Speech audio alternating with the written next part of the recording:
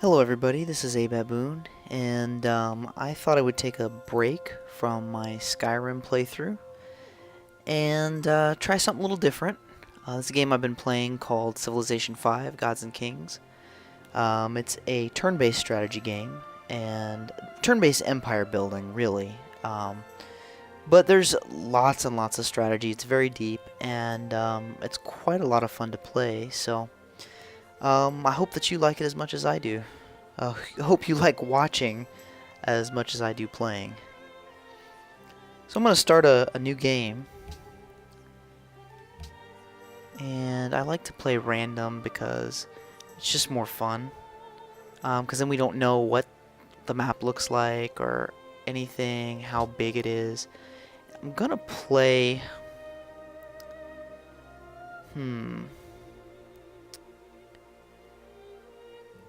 I really want to play the hardest setting. But I'm gonna take it down to Emperor level, just for my first game, and I will make it standard base. And let's see here.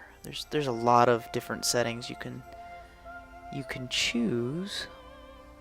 Don't want the turn timer.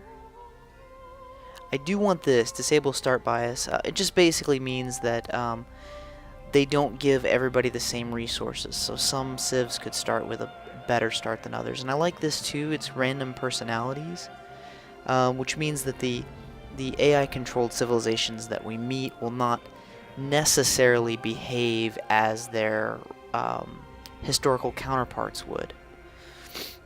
So it basically just means that if I meet Gandhi, he's not necessarily a pacifist, and if I meet, you know, Genghis Khan, he might not be a crazy, insane lunatic that wants to take over the world. So here we go. Let's see who we're playing. Elizabeth. So we're the English. And we get a naval bonus, and we get longbowmen and ship of the line as our specialty units. I'm not sure what they do. I'll have to give that a look. See, I'm sure it's just a stronger bowman and then stronger archer and then some kind of stronger ship. Your people dominated the world stage. Their matchless navy, brilliant artists, Renaissance era, so that's cool. And then the longbowmen longbowmen. Influence far in excess of their mere numbers. Queen Elizabeth, will you bring about a new golden age for the Okay, so it English replaces the people? crossbowman and gives They it look one to extra you once range. more That's to turn pretty peace and sweet. prosperity So a to the 3 nation. range Will you take up the crossbowman mantle of basically greatness? is what you're Will getting you with build the a English. civilization That's that pretty will awesome, stand the actually. test of And then, of course, they get time? +2 movement for all naval units. So they're really a good naval-focused empire. So let's do it. Alright, so if you've never played this game before, basically you start with a settler. And a settler's only job is to found cities. They really don't do anything else. And you start with a warrior. So I'm going to give my warrior, move my warrior up here just so I can see what's around me a little bit more. And looks like we have some truffles right here, so that's good. And we have some sugar right here. I like to play with the hex tiles on, the hex grid on, which is right here. If any of you guys have this game, it's right here. So basically, you can see with it off, you just have, you know, everything looks like a realistic world or whatever, but this shows you where the spaces are. And then resource icons just turns on the little things that give you an idea of where the extra happiness resources are. So now it's usually, the game does a pretty good job usually of placing you in a decent starting location. With a little bit of everything. We've got two truffles and a sugar, so that's 2 different happiness resources. And I'll explain that in a minute if you probably don't have any idea what I'm talking about. It usually places you next to a river, because all tiles next to rivers get 1 gold to their production, and you can see that down here in this little pop-up right here. All river tiles. Like this tile is not next to a river, so it doesn't get 1 gold. But you get 1 gold extra when on a river tile. So here we go. Let's found our city. And it's London, of course. What were you expecting? So after founding, obviously, the cities basically build things. They build buildings and they build units. So we're going to start with a scout because it's really helpful in the early game to know what's going on around you and get the map explored as quickly as possible. And we get to research a technology. So if you open the tech tree, you can see there's technologies spanning 4,000 years of history. 6,000 years of history, actually, I think. But basically, you start with agriculture. It's the first technology. And from there, you can research any of these 4, and so on and so forth. We're going to grab pottery first. Pottery gives us the ability to build the granary, which is right here, which basically just gives you some extra food in your city, and also makes your food-producing tiles produce more. Specifically wheat, bananas, and deer, I should say, not all food-producing tiles. And it gives you the shrine, which boosts faith. So it's a way to get kind of a religion founded early on. So that's what we're going to choose. And we are out of moves. We only have 1 unit, and he could only move 1 tile because it was a hill. So we're going to go to the next turn.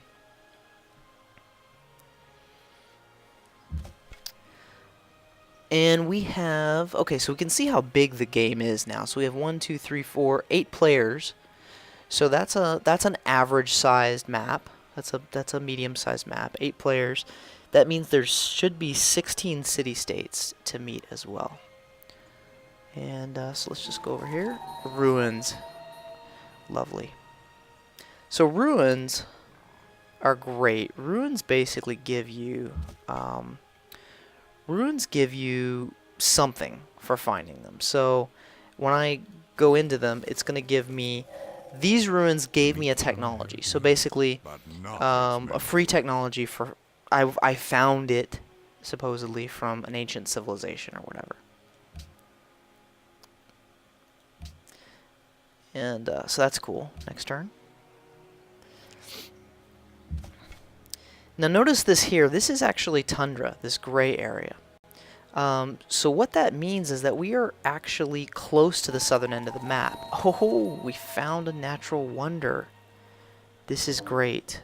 Natural wonders are just specialty tiles that have something incredible about them. And so finding natural wonders gives you a little bit of happiness. And then if you build a city near it and have someone work it, it gives you a little, like a bonus to one of your resources. In this case, gold. And I'll explain the resources as we go through. There's another ruin very close to that first ruin. Okay, so this one just had gold. So you can get a lot of different things in ruins, but in this case it was just gold. So, next turn. I'm going to keep exploring south. Okay, we're down to the snow tiles now. So we're definitely getting close to the edge. And this right here, though, is a border of a city-state, and we will meet them next turn. And say hello.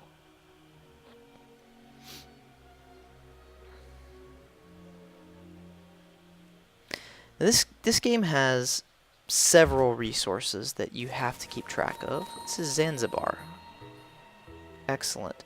So since we were the first to meet them, they give us a gift of 30 gold.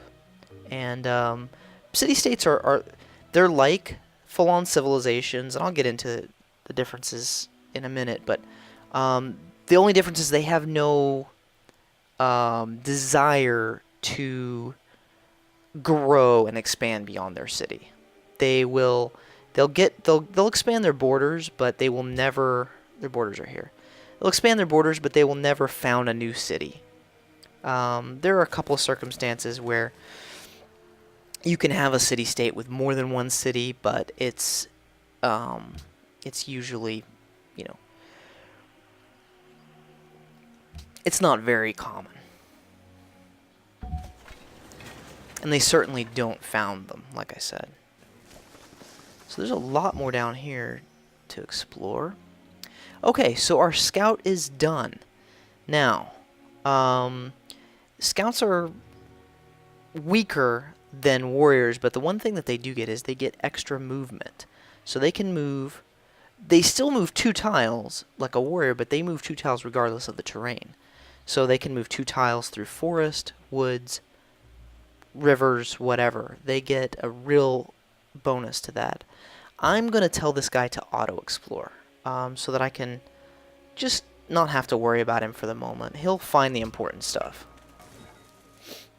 And he'll just clear out this fog of war, this clouds that I can't, so I can see what's on the map around me. Now we're going to choose another thing to produce. And we're going to go for this monument. Now the monument, what it does is, when you mouse over something, you can see there's a nice little pop-up here that gives you some info about it. So what the monument gives you, the relevant stats for the monument are that it costs 40 hammers. It costs 1 gold per turn to maintain, and what it gives you is it gives you culture. 2 culture. Now there's a few resources.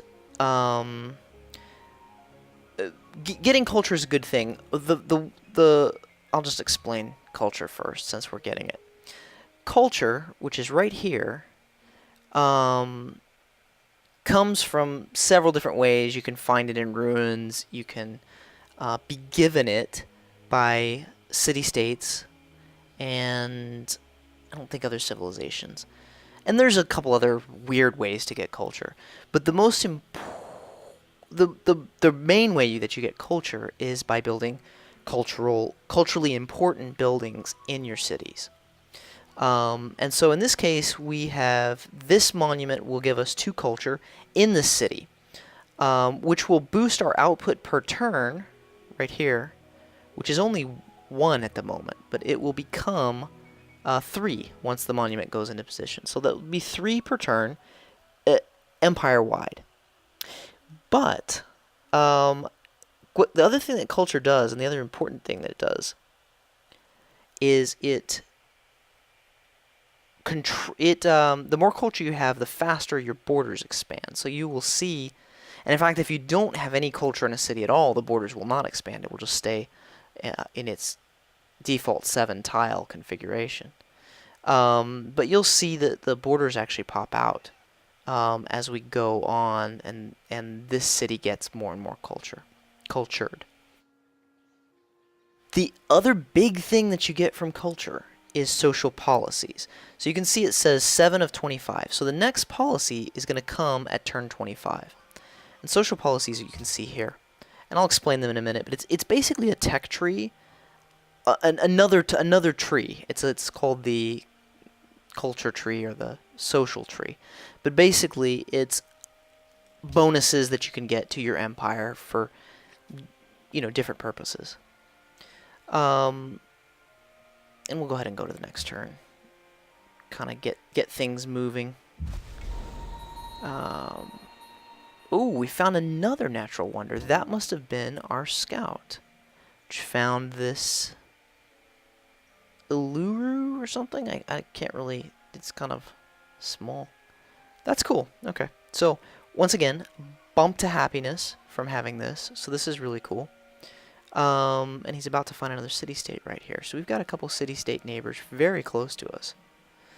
Let me see here. Okay. Ooh, next to a barbarian camp. Not a good thing, but there's ruins. So we're good. Barbarians, usually they won't attack unless they can gain a main advantage. And right now, these 2 units will be fairly... My warriors are fairly...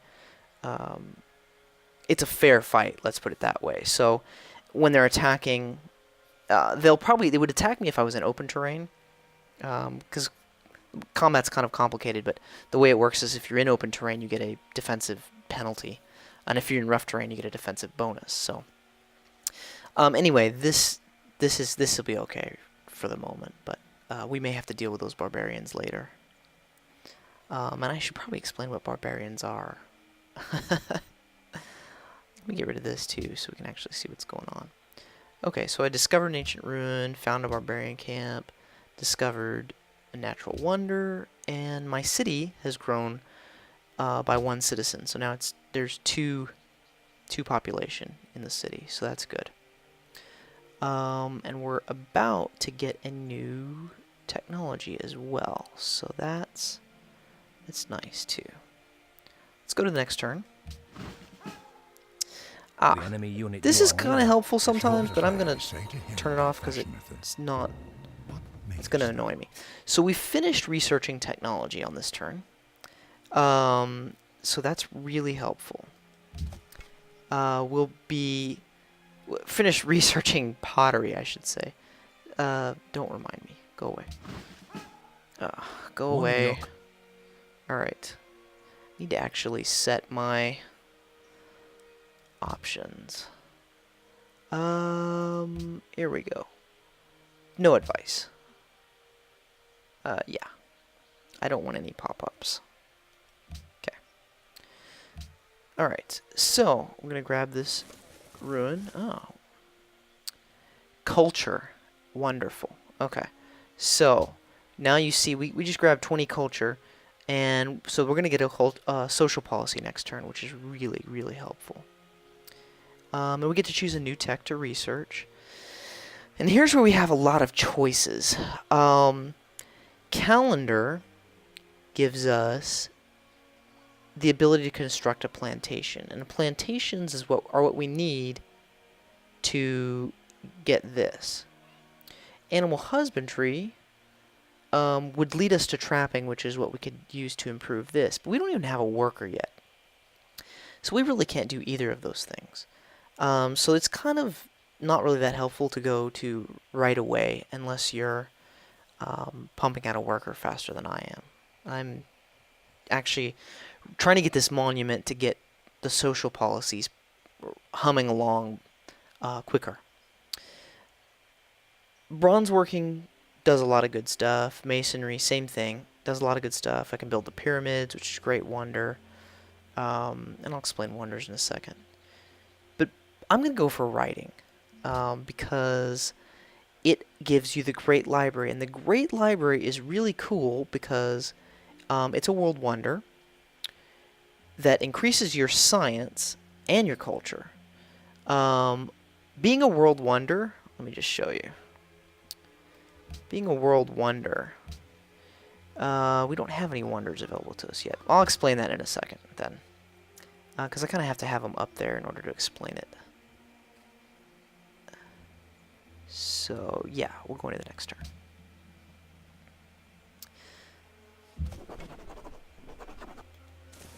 Alright, more ruins. There are a crazy amount of ruins. And we can adopt a policy. Which means another choice. This game is really, really deep, full of choices. There's a lot of ways you can go with stuff. So you have 3 policy branches open to you at the very beginning of the game. You have tradition, liberty, and honor. Now, tradition is best for building up your cities. It does a lot of cool stuff, but it's pretty much, if you're trying to focus early on building a large capital city, you definitely want tradition. It's really, really helpful. Liberty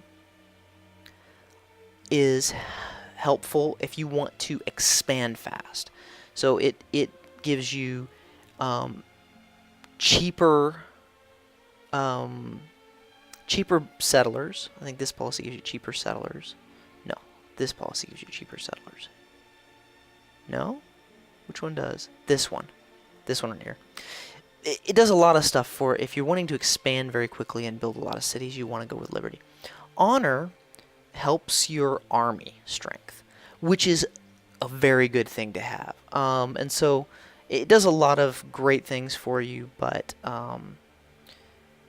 it's just a good thing to have. If you're going for a military victory, you need to be finishing honor before you really go, all out with your. Before you go on the offensive, you need to get a few key policies in honor. I'm gonna go for tradition at the moment because well, that's a good question actually. Should I go for tradition? Hang on, I gotta think about this. Oligarchy. Yeah, I'm gonna go for liberty. I'm gonna go ahead and expand fast.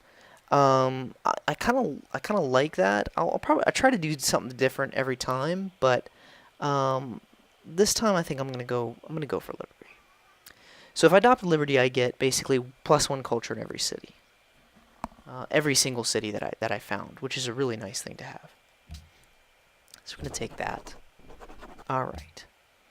Now, I'm gonna go to the next turn.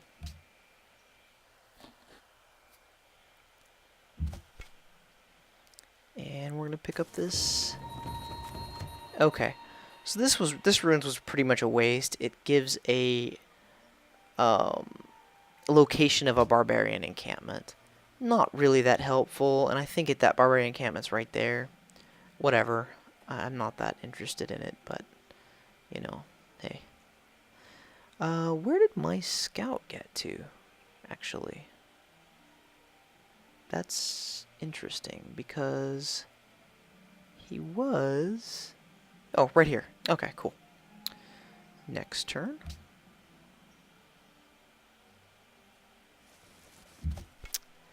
Alright, so let's go here. And the scout is auto-moving and just clearing out this fog and stuff.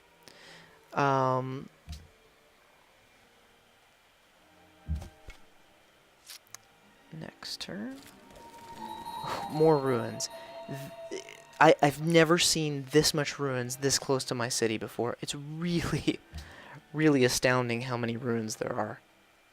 I think I must have most of them, or the land must be really sparse, because... yeah, I need to take you off of Auto Explorer, I think. Because you're going to get yourself killed with these barbarians. Ah, I can't move this turn. Alright, next turn.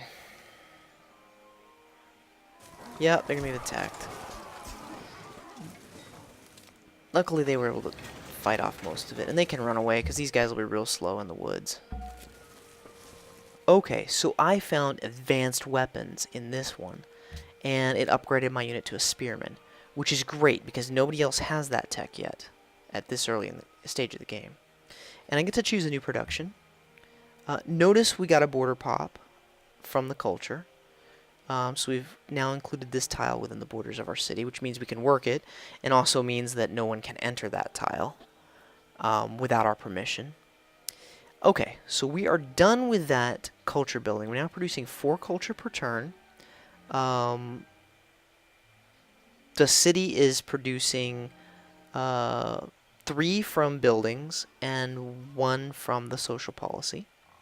And in 4 turns, we're going to get another policy because we're really pushing the culture. Now, what we're going to do, we don't... the granary would be nice because we are producing 1 food per turn. There's several resources in the game besides just culture that I've explained. There's faith, culture. This is a golden age. Kind of a meter for the next golden age, which I'll explain in a second. But basically, it has to do with happiness and also production. The happier you are, the faster your golden ages come. And when you're in a golden age, you get more production and a lot more gold as well. Gold, self-explanatory. And then these little blue beakers are science.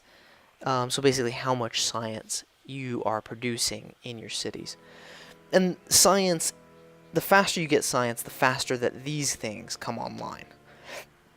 The faster you go up the tech tree, basically. The faster your civilization advances. So, I